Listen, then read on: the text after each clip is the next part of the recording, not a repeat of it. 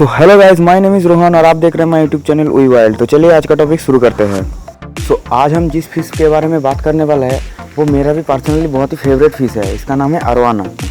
Aquarium fish की अगर बात करें तो जो फिश सबसे ज़्यादा महंगा और सबसे ज़्यादा पॉपुलर बिकता है वो है अरवाना।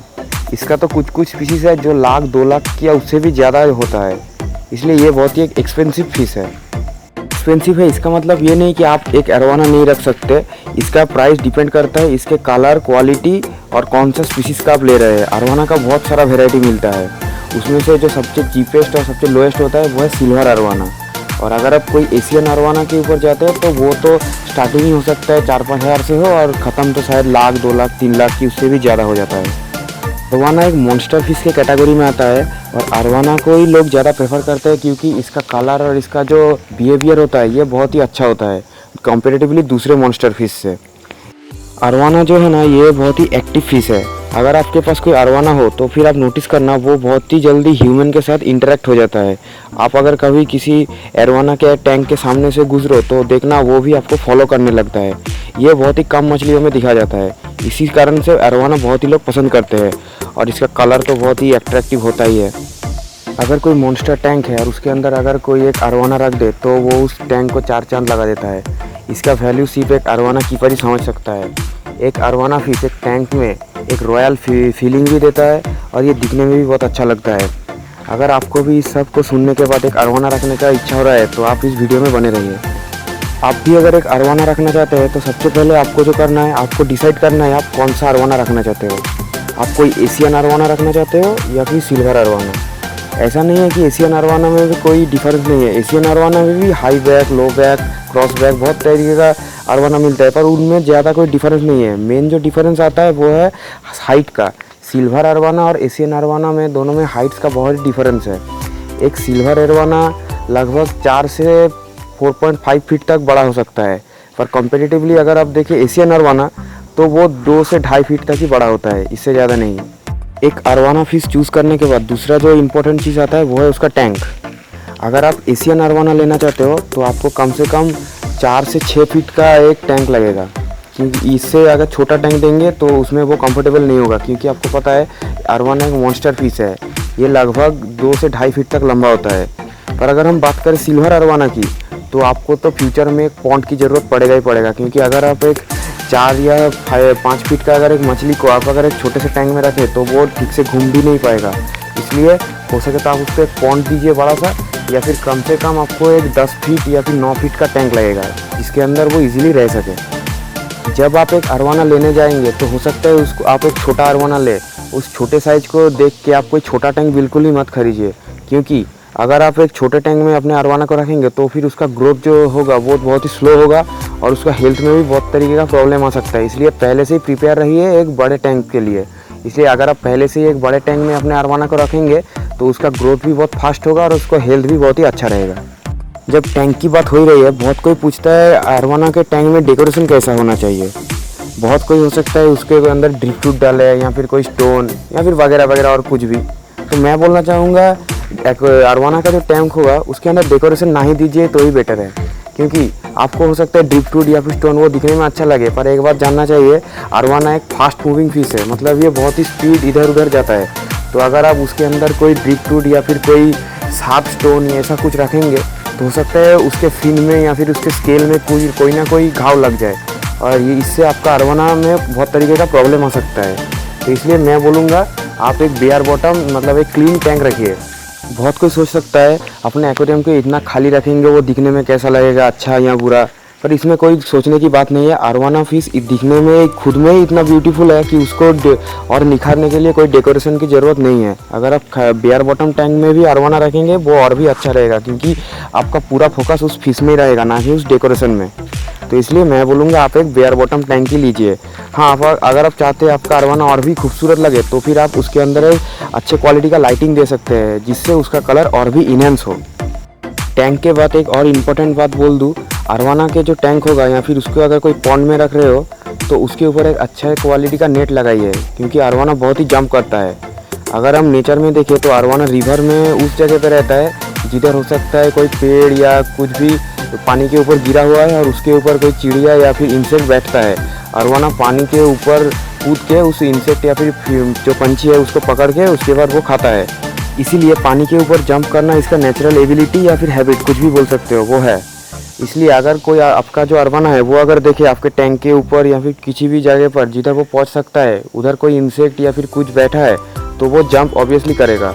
और अगर वो जंप करे तो हो सकता है वो टैंक के बाहर गिर जाए, इससे उसके बहुत ही प्रॉब्लम हो सकता है। तो इसलिए उसको एक अच्छी क्वालिटी का शेड या फिर उसको एक अच्छी क्वालिटी का नेट से उसके टैंक के ऊपर को कवर कर दीजिए। इससे आपका अरवाना भी बहुत ही अच्छा रहेगा।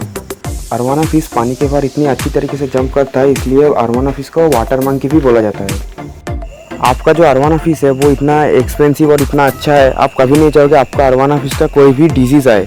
तो इसलिए कोशिश करना हमेशा उसको एक अच्छी क्वालिटी का फिल्ट्रेशन दीजिए, क्योंकि अगर आप एक अच्छी क्वालिटी का फिल्ट्रेशन नहीं देंगे तो पानी में बहुत तरीके का प्रॉब्लम हो सकता है, जिसके कारण आपके मछली में भी बहुत तरीके का डिजीज़ आ सकता है। इसलिए हमेशा कोशिश करनी एक अच्छे क्वालिटी का या फिर टॉप क्वालिटी का फिल्ट्रेशन मीडिया उसको दीजिए।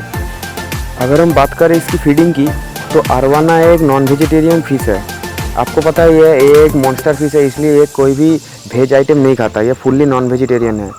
तो इसके आप फीडिंग में आप इसको किसी भी तरीके का लाइव फिश, लाइव इंसेक्ट्स, इस तरह का कोई भी या फिर छोटे फ्रॉग्स, इस तरह का कोई भी लाइव फूड आप दे सकते हैं।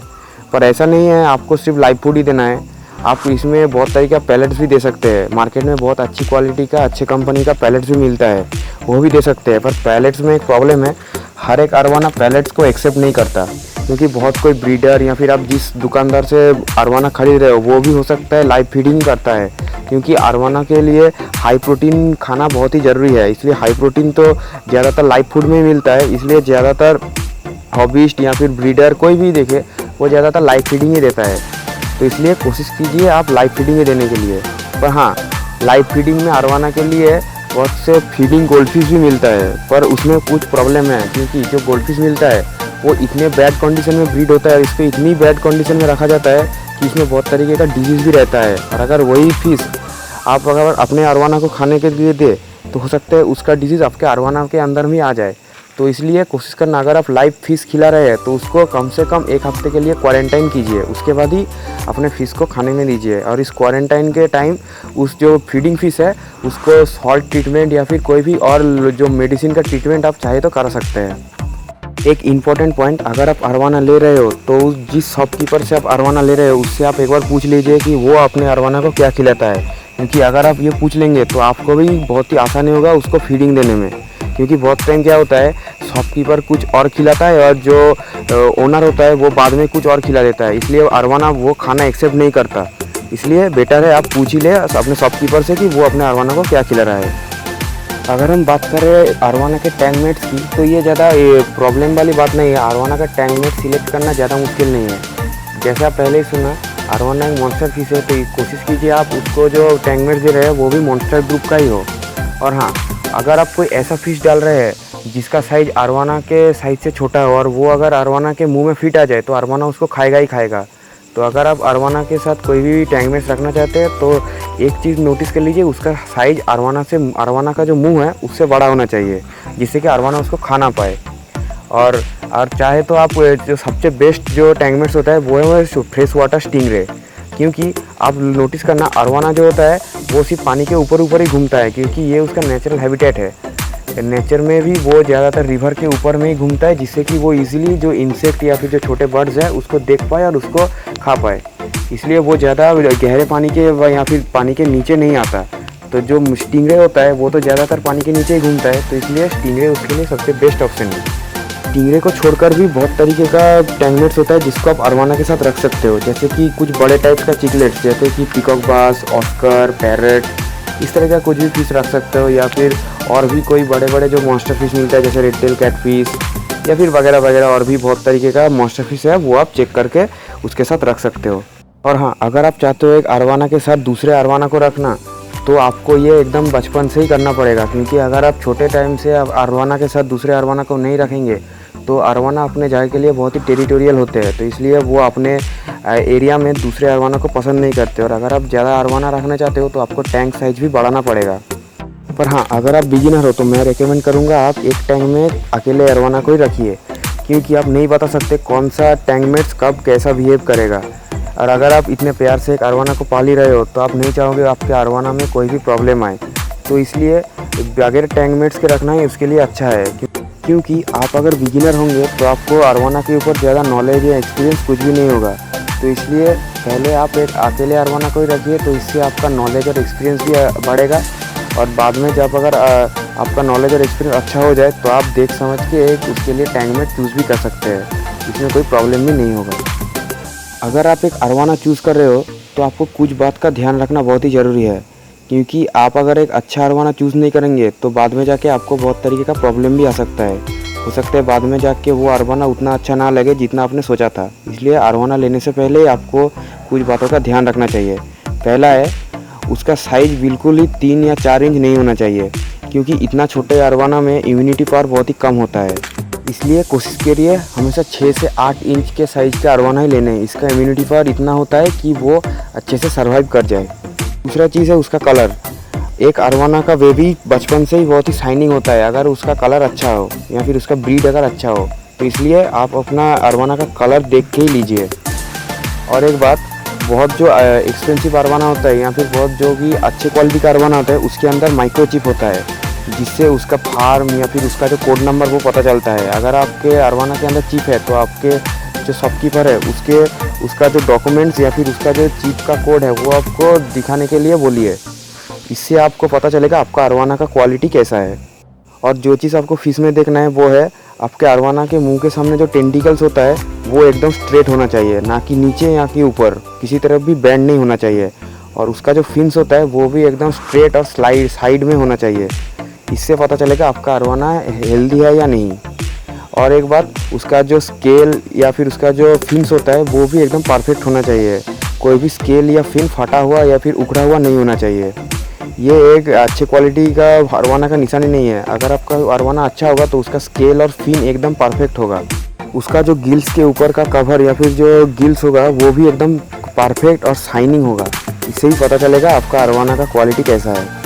एक अरवाना फिश 10 से 15 साल तक या फिर कैप्टिविटी में हो सकता है, उससे ज़्यादा दिन तक भी जी ले। तो इसलिए ये एक बहुत ही अच्छा कंपेनियन होता है।